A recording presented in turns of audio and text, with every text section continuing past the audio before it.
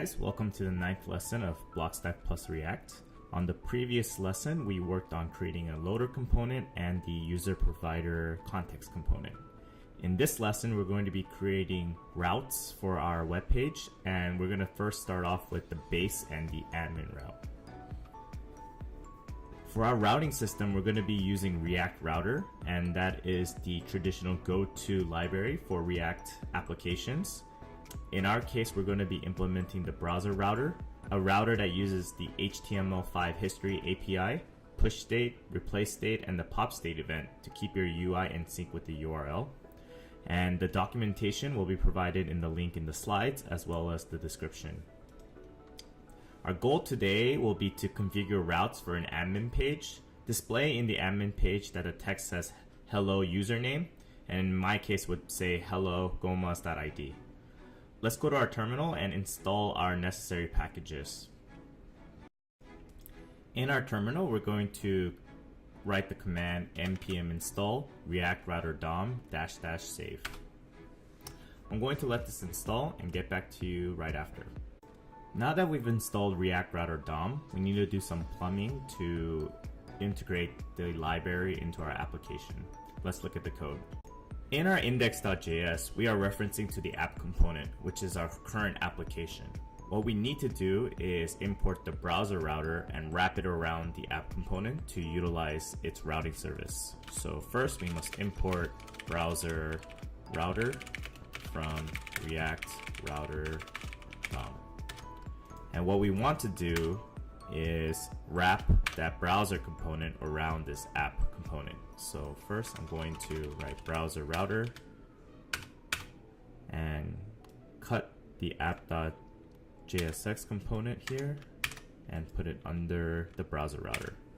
By doing this simple configuration, we now have the ability to use routes in our application. Let's go to our application code and start configuring our page for routes. In our app.js file, if a user is signed in, then it renders a div that says you are signed in. We're going to erase this div and start implementing routes. So first, what I want to do is create a new folder, and I'll call it pages.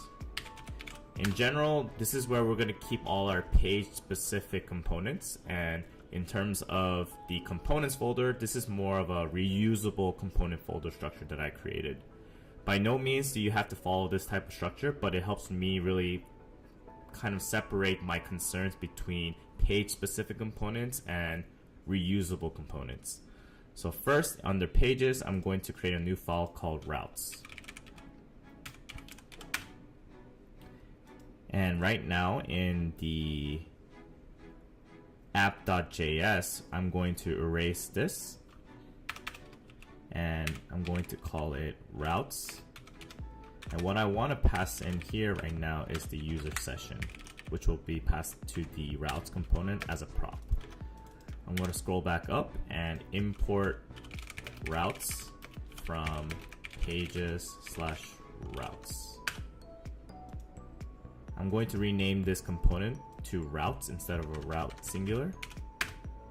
And this is where the magic begins for our routing system. On our routes.jsx component, we're going to be importing the necessary functions and components for building a class-based component, but also to start configuring our routing system. So first, I'm going to import React and component from React. And next, I'm going to import switch, router, and redirect from React Router DOM. And lastly, I'm going to import the user provider that we created from the previous lesson and import that from component/user. I also forgot to import the loader component from component/loader. The next thing I want to do is create the component. So class routes extends component. We'll have a render function that does nothing for now, and then we'll export default routes. Awesome. So let's think about this. We're passing the user session from the parent component to this routes component. what we want to think about is before we start rendering information to the user, we have to make sure that the user data is properly supplied. So first, what I want to do is create an empty state called user and give it an empty object.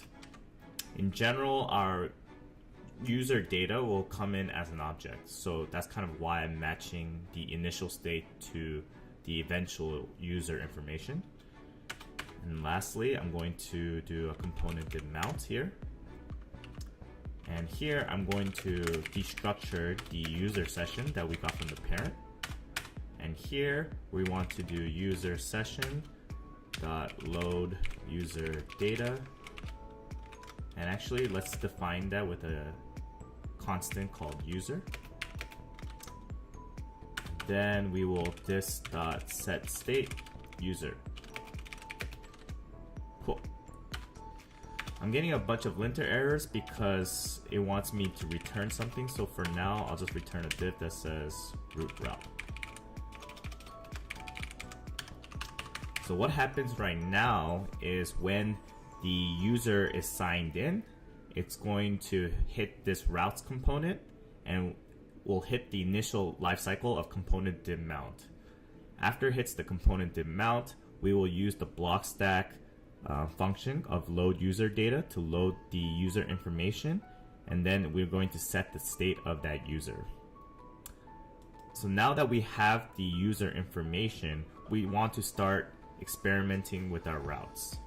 So first, what I want to do is destructure out the user from the state, and we also want to take the user session from the props. Since there's going to be some downtime when loading the user data, what we want to do is say if the user is an empty object, as in the user data hasn't loaded, we want to return the loader. And in this case, we also need to import Lodash. Cool. And if you're curious about the Lodash functions, I will also add some documentation about that. But essentially what this does is it just checks the user object to see if it's empty. And if it is, then it just renders the loader component. I realized I made a slight mistake and misspelled route to router. So I'm going to erase that as well. And the next thing we want to do if the user object is there is render out the routing system. And what I'm going to do is erase this div and reference to the user provider component that we imported above. And if you remember from our previous lesson, the user provider component takes in a single prop, and that single prop is the user session. So if we go back to our routes, we're going to be passing in that user session information. And under the user session, we're going to reference to the switch component, and we're going to create our routes from here. So the first route that we can think about here is our root route. So we're going to give it a prop of exact and give it a path of this. And for now, I'm just going to say render div root route. I'm not going to go into too much detail on how React Router works, and there's a lot of documentation about doing customizations and adjustments, but essentially what this does is when you hit the root route, it's going to render this simple div.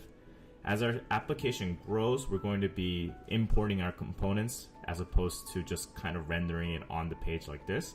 But for demo purposes, I just want to show you what it looks like on the browser. So let's take a look in the browser. On my item, I'm going to run npm run start and see how it looks. So it looks like we have a compile error, and I think it's related to the file that it's referencing to. And in this case, it's the user provider. So let's look at our code and see how we can fix it. Looking at how our user provider component is being imported, it is not referencing to the proper file. So it's only referencing to components and user folder. But what we need to do is add the user provider JSX file. Let's go back to our browser and see if that gets it working. Awesome. If you look at our page now, whenever we're on the root route, it's going to show this div called root route.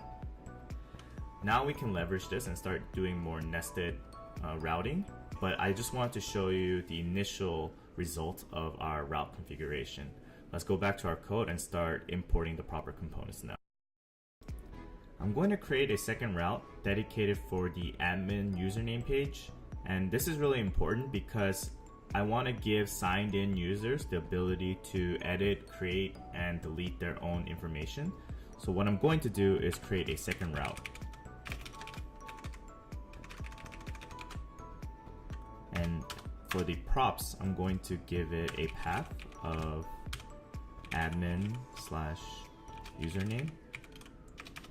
And notice the colon. The colon represents a dynamic naming convention. So I could type in admin/gomas or admin/techrally. It's just going to know that it could capture any type of text after the admin page. So I can write render, and inside of the render prop, we can provide it with a function and an argument of match. And inside of the match, I'm going to say hello match.params.username.